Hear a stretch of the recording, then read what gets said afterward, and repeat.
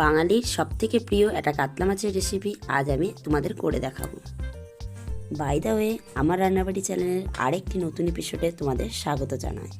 আজকে আমার রেসিপি কাতলা মাছের কালিয়া। তাহলে কাতলা কালিয়া বানানোর জন্য আমি সবার প্রথমে মাছগুলোকে ম্যারিনেট করে নিচ্ছি। ম্যারিনেশনের জন্য লাগছে সামান্য হলুদ, সামান্য নুন, খুব সামান্য সর্ষের তেল। আপনারা চাইলে এখানে সাদা তেলও ব্যবহার করতে পারেন। আর তেল দেওয়ার পর আমি এতে দিয়ে দেবো আদা রসুন বাটা ও লঙ্কা বাটা। এবার এটাকে ভালো করে মাখিয়ে নেব। আমি এখানে 500 গ্রাম মিডিয়াম সাইজ করা কাতলা মাছ নিয়েছি। মাছগুলো ম্যারিনেট হয়ে গেলে আমি রেখে দেবো প্রায় 15 থেকে 20 মিনিট। আর ততক্ষণ আমি কড়াইতে সর্ষের তেল নিয়ে নিচ্ছি মাছগুলো ফ্রাই করার জন্য। যখন দেখবে তেলটা একটু মিডিয়াম গরম হয়ে গেছে, তখন আমাদের যে ম্যারিনেট করা মাছগুলো সেগুলো দিয়ে দেবে। মাছগুলো উল্টে পাল্টে হালকা লাল করে ভেজে নেব। মাছগুলো কিন্তু খুব লাল করে ভাজবে না।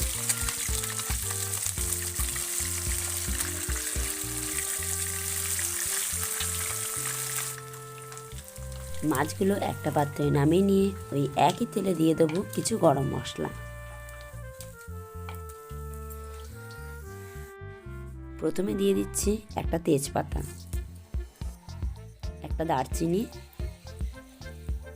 এলাচ ও কয়েকটা লবঙ্গ। গরম মশলা থেকে ফ্লেভারটা একটু ছেড়ে দিলে আমি এখানে দিয়ে দিচ্ছি সামান্য পাতলা করে কাটা পেঁয়াজ।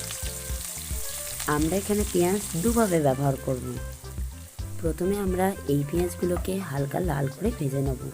যখনই দেখবে পেঁয়াজটা এরকম লাল করে ভাজা হয়ে গেছে, সেই সময় আমাদের এখানে দিয়ে দিতে হবে সামান্য চিনি।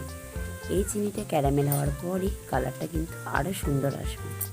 চিনি দেওয়ার পরে আমি এখানে দিয়ে দেবো পেঁয়াজ বাটা। আমি তোমাদের আগেই বলেছি আমরা এখানে দুভাবে পেঁয়াজটা ব্যবহার করব। এবার এই পেঁয়াজটাকে 2-3 মিনিট ভালো করে কুক করে নেব। যখনই দেখবে তেলটা আস্তে আস্তে ছাড়া শুরু হচ্ছে, তখন আমি এখানে দিয়ে দেবো আদা রসুন ও লঙ্কা বাটা।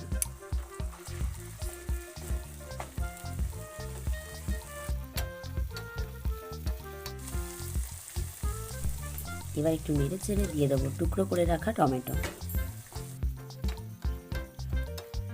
এবার একে একে আমি এর মধ্যে মশলাগুলো দিয়ে দিচ্ছি।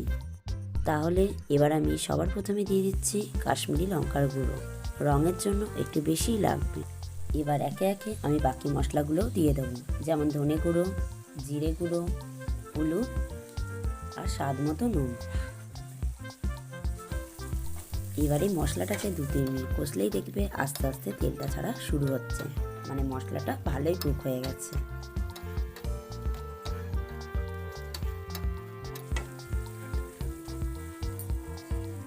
এবার এর মধ্যে দিয়ে দেবো টক দই। টক দইটা দেওয়ার সময় গ্যাসের ফ্লেমটা একটু স্লো রাখবে, নাহলে টক দইটা ফেটে যাওয়ার সম্ভাবনা থাকে। এবার খুব ভালো করে মেশানো হয়ে গেলে তারপর তোমরা গ্যাসের ফ্লেমটাকে হাই করে দিতে পারো। আর দই দেওয়ার পরেও গ্রেভিটা থেকে যতক্ষণ না তেলটা বেরিয়ে আসছে ততক্ষণ জলটা দেবে না।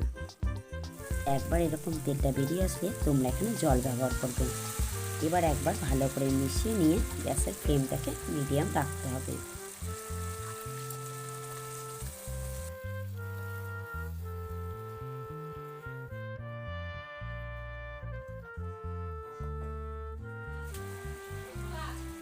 যখন দেখবে গ্রেভিটা এরকম স্লো ফ্লেমে ফুটছে, আমাদের এই ভাজা মাছগুলো এর মধ্যে দিয়ে দিতে হবে।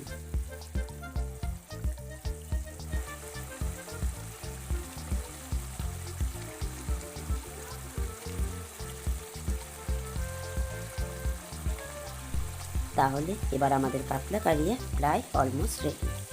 মোটামুটি 6-7 মিনিট ফুটিয়ে নিলে আমাদের এই গ্রেভিটা রেডি হয়ে যাবে। দেখুন কি সুন্দর লাগছে।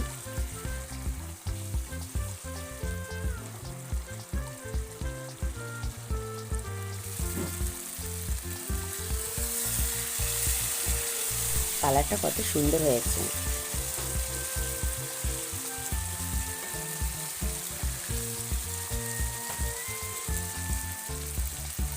আর সবশেষে আমি উপর থেকে ছড়িয়ে দেবো 1 চামচ ঘি ও সামান্য গরম মশলা।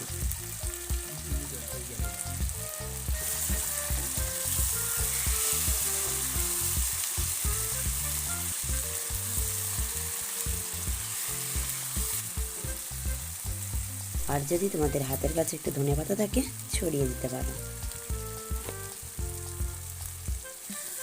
আমাদের আজকের কাতলা কালিয়া পুরোপুরি রেডি।